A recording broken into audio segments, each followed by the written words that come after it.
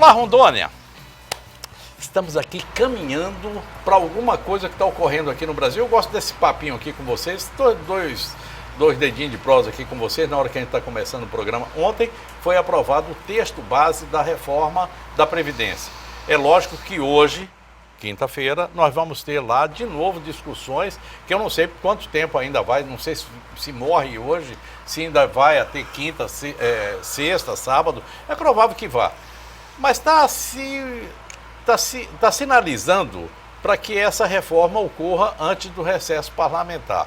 Se isso vai ser bom ou não para o Brasil, só o tempo é que vai dizer, mas que havia necessidade, sim, havia. Tem gente que é contra, tem gente que é a favor, como tudo na vida. Então vamos acompanhar aí agora. Só que é o seguinte, uma reforma de Previdência não vai salvar o Brasil, não vai resolver problemas que são estruturais antigos que o Brasil tem. Quem sabe se a gente engatar aí outras reformas, como por exemplo a política, que é necessária, a tributária, que eu acho que é muito mais importante, e algumas outras que reordene o tamanho do país, o tamanho do país não, o tamanho do Estado, e que a gente tenha a possibilidade de trabalhar para acelerar o desenvolvimento, que está parado, aí a gente vai embora. Vamos torcer para que isso ocorra. Tem uma palavrinha que está muito no meu dicionário, muito no meu vocabulário, todo dia, tomara, tomara. Porque do jeito que está não dá para ficar, tomara que as coisas melhorem.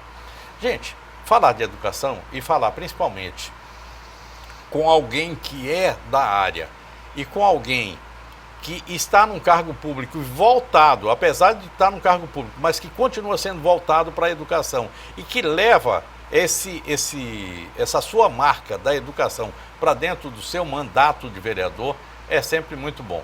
Alex Paletó é daquelas figuras que eu digo o seguinte: primeiro, eu votei nele. Segundo, ele me representa. Eu não tenho nada para falar do Alex Paletó até hoje que não seja coisas boas, que não sejam coisas que agregam sempre um valor àquilo que ele está querendo colocar, o que ele vem colocando dentro do seu mandato. Alex Paletó, vereador, um daqueles exemplos de políticos que eu gostaria que todos fossem. Boa noite, meu amigo. Peguei com vontade agora, não foi? Fico lisonjeado. Fico lisonjeado. Obrigado pelo carinho. Obrigado a você, Paletó, por ter vindo aqui. Eu sei do corre-corre que é para você. Ontem nos encontramos ali assim num ponto. É verdade. Lá no grande evento. Num grande evento lá na primeiro Fórum Internacional de Turismo, né? Isso. E espero que aquilo ali dê frutos, que a gente possa... É lógico, tem muita coisa ali assim que a gente precisa adaptar à nossa realidade, enfim. Mas é muito bom. E hoje está acontecendo também em Ariquemes e depois de amanhã, no dia 13, em Cacoal.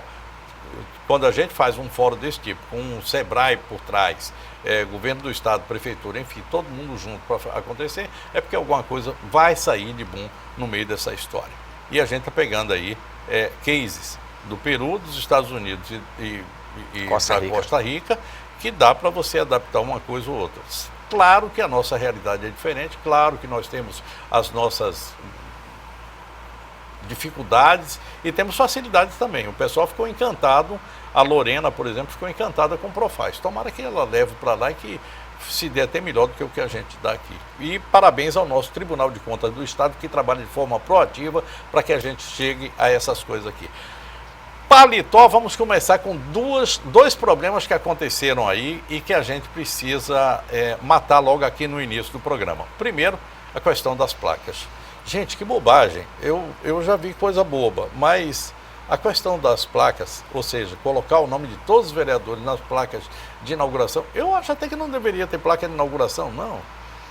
Tem uma praça aqui chamada Praça, o Pequeno Jones, eu acho que é isso. Pequeno Vitor. Pequeno Vitor, que é lá no Santo Antônio. Tem três placas de inauguração. Meu Deus do céu, para quê, né? Eu acho que no máximo uma placa identificando o nome da praça, pronto. A história da praça, né? Porque o resto é serviço público, né? Então não teria muito sentido. Com certeza. Eu queria que você falasse a respeito desse assunto. Falo. Porque o seu nome iria para lá também. Eu digo, pelo amor de Deus, não iria. Alex Paletó. Não iria. Eu vou explicar por quê. Por favor.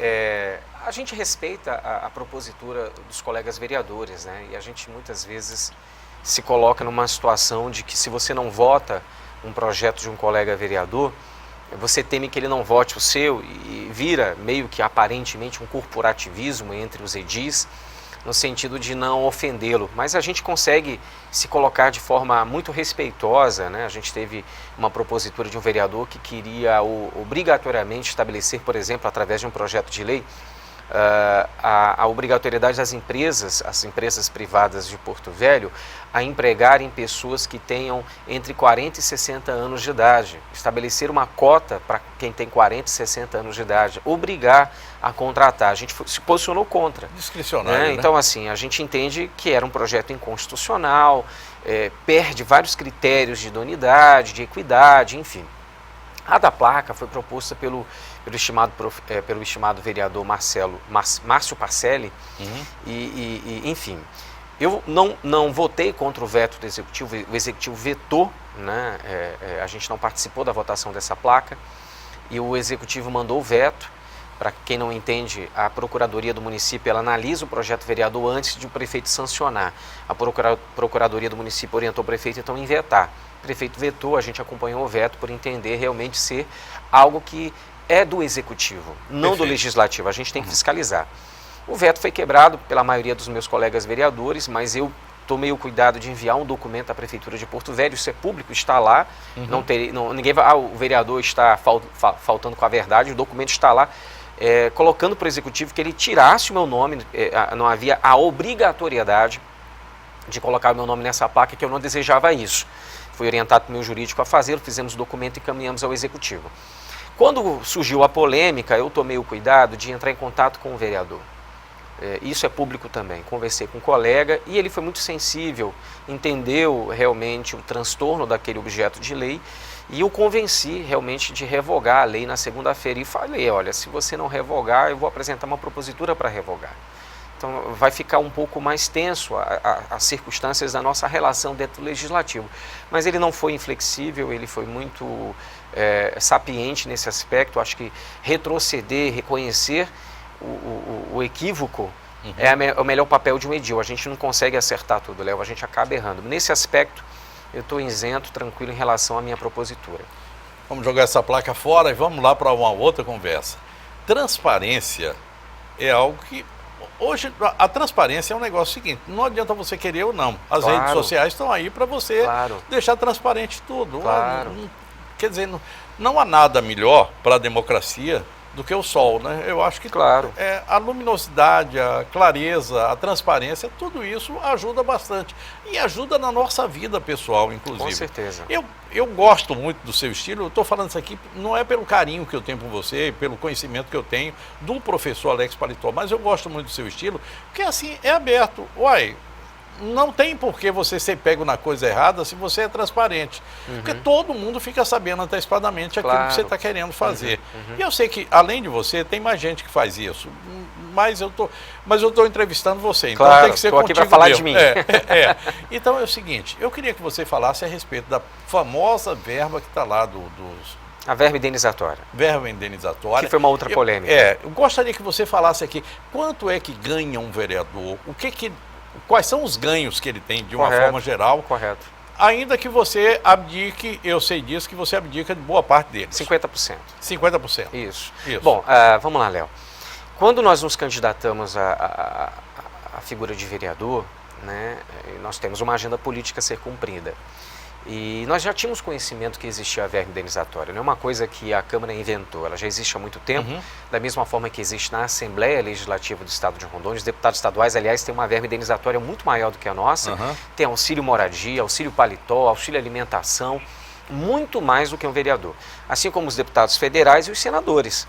Então eu acredito que por conta da proximidade do período eleitoral, há uma necessidade de tentar, de alguma forma, colocar um pouco mais de pimenta nesse tempero e provocar mais o legislativo em relação a essa questão do uso da verba indenizatória. Eu acho saudável, quando não é um falso moralismo, quando não é um moralismo de gogó. Quando há uma exigência de que a coisa seja lícita, transparente e não abusiva, eu estou de pleno acordo. Por isso eu tenho a responsabilidade de não usar todo esse valor, que é destinado ao quê? Assessoria jurídica, que é muito importante, Léo. Eu sou um professor de história, Tenho mestrado em desenvolvimento regional, mestrado em história, MBA em gestão e administração pública, 4 pós-graduações, mas eu não tenho conhecimento no âmbito jurídico. E foi essa assessoria jurídica, um escritório que a gente contrata, para orientar na nossa resolução de lei, na análise, porque eu sou relator de vários projetos, eu faço parte de 3 comissões da Câmara de Vereadores, Comissão de Educação, Comissão de Cultura, Esporte, Turismo e Lazer e da Comissão de Meio Ambiente, e a de Meio Ambiente é a que me gera mais preocupação. Então a gente tem que ter uma equipe jurídica muito eficaz para que a gente possa ter todo o zelo e responsabilidade na hora de fazer a relatoria de um projeto que é apresentado pelo Executivo e pelo próprio vereador dentro da Câmara. E afinada com o seu pensamento. Exatamente, né? Exatamente. E eu preciso... mas existe uma procuradoria na Câmara. Um procurador e 2 advogados para atender 21 vereadores, são muitos projetos de lei do Executivo. O projeto de lei do Executivo que veio uma vez do quinquênio eram de 65 páginas. E a gente tinha 1h30 para analisar aquele projeto, graças ao meu jurídico e à nossa equipe. Eu votei não naquele projeto, o prefeito reconheceu o erro e revogou a lei. A terceirização da saúde, que era um outro projeto polêmico que o meu jurídico analisou, buscou exemplos no estado do Amazonas, no estado de Goiás, no Mato Grosso, que eram as referências que o Executivo Municipal trazia para as OS, a gente votou contra. O prefeito foi orientado pela Procuradoria da República, pelo Ministério Público do Trabalho, pelo Ministério Público Estadual, pelo Tribunal de Contas, a não aplicar a OS. Então tivemos fomos assertivos. A fusão da Secretaria de Meio Ambiente e Agricultura, são 7.000 quilômetros de estrada, o prefeito revogou essa fusão. Viu que deu errado, o quanto prejudicou os produtores rurais e o quanto prejudicou a educação, porque os ônibus quebravam com as estradas ruins. Então a gente foi assertivo nisso. E em outros exemplos que a gente precisa de um escritório. Então a gente tem um valor que é de R$ 3.500 destinado a esse escritório com 3 advogados que nos prestam serviço. Outra parte do recurso é para a divulgação das atividades parlamentares, que vai para sites, jornais, rádios, TVs, que é um valor também estipulado, e um outro valor também que é destinado ao uso de combustível. Hoje eu sou o vereador que menos usa a verba indenizatória desde 2017. Se a pessoa entrar no portal Transparência, olhar 2017, 2018 e 2019, vai ver que eu sou o vereador que menos usa a verba indenizatória. Então isso a gente usa a mesma média de anteriormente. E um outro detalhe, foi feita uma denúncia em relação ao uso indevido, à falsificação de nota. Está disponível no meu gabinete, na recepção, o relatório que tem 2.000 páginas de todos os gastos, notas fiscais, relatórios, assinaturas, tudo que foi encaminhado ao Ministério Público e Tribunal de Contas e que está no portal Transparência, está disponível a qualquer cidadão no nosso gabinete na recepção. Basta ir lá, terá acesso a essas informações. E nós não votamos a favor para o aumento da verba indenizatória. Eu não votei a favor. Que essa foi uma denúncia, que foi um aumento de 9.000 para 18.000. Então eu não votei a favor. Então por isso eu tenho a tranquilidade de falar com o meu eleitor que a gente usa a mesma média anteriormente, não usamos de forma abusiva, temos a responsabilidade de entender que aquilo é um recurso do contribuinte que vem facilitar o trabalho do vereador. O salário do vereador hoje é R$ 9.780. Você me perguntou, estou respondendo agora, com os descontos. É 12.000, mas tem os descontos. Esse é o valor que recebe o vereador no município de Porto Velho. Dá para tocar a vida com esse salário, não precisa fazer nenhuma estrepulia. Um salário muito bom. Eu vou lhe pedir um minutinho. Ô Vinícius, coloca a FAG para mim aí, já que estamos falando de educação, e fecha esse bloco aqui, eu volto daqui a pouquinho com o vereador Alex Paletó.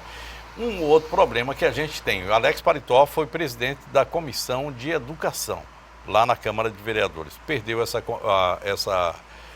presidência agora, e justo no momento que a gente está precisando tanto de uma pessoa da educação atuando nessa área. Afinal, a gente está aí com problemas de transporte escolar, fluvial e terrestre no estado todo. Já tivemos algumas paralisações e esse é o tema que eu vou abordar agora no segundo bloco. Vamos lá.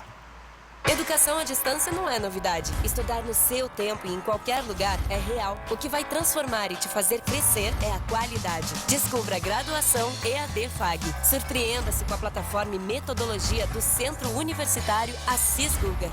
Escolha seu curso. Diploma igual ao presencial. Acesse ead.fag.edu.br. Vestibular aberto. Inscreva-se. EAD, Centro Universitário Assis Guilherme.